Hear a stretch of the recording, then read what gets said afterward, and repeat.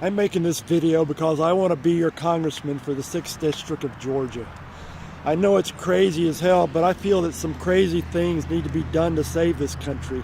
And at the very least, maybe this video will rattle some cages and wake up some politicians.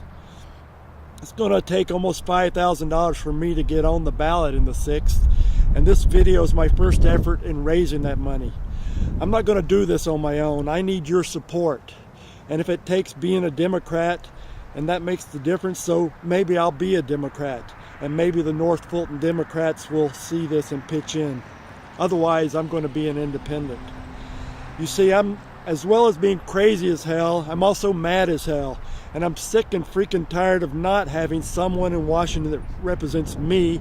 And I think other than making this video, I'm pretty average. We, the people, have no say in our destinies anymore.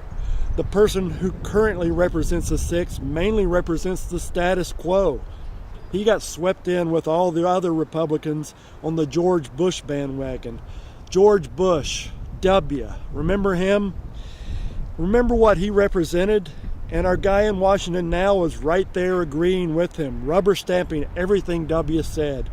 Then in 2008, when our country needed a change of direction, our man in the 6th was still there in Washington, impeding that change. He has been there over 10 years and has done nothing but maintain the status quo. But the Democrats are even worse. I tried to work with Democrats, and I know that there are some good, hardworking Democrats here in North Fulton, but they are worse because they've given up. They've given up on change in the 6th. They have given up on me and the thousands in this district who need someone other than some doctor from Roswell representing our interest.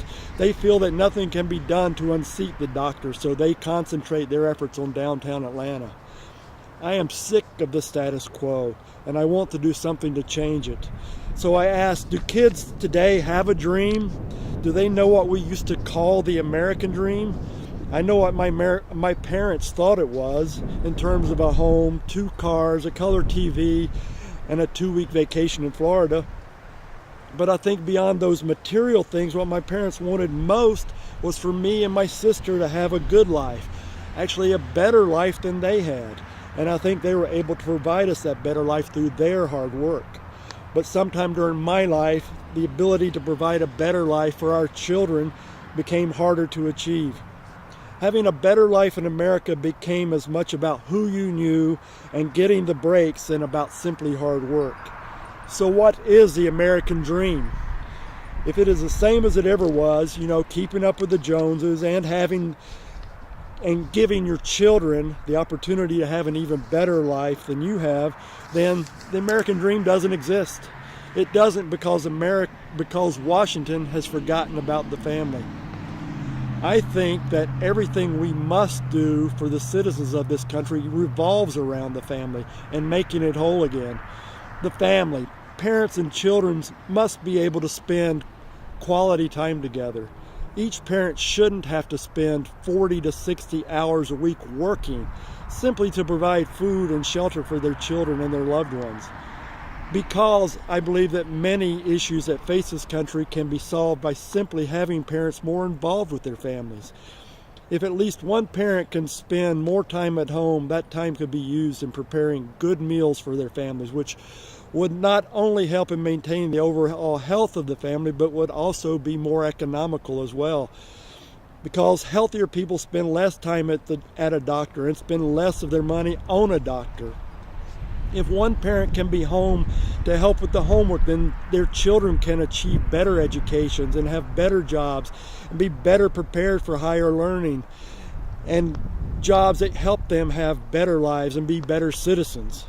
By having more money and time to spend it, the entire family can have a higher standard of living.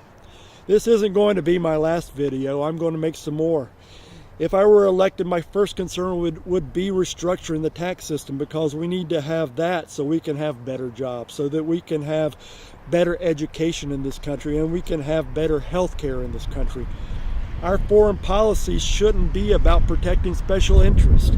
Our foreign policy should be about how we can be a better leader in this world.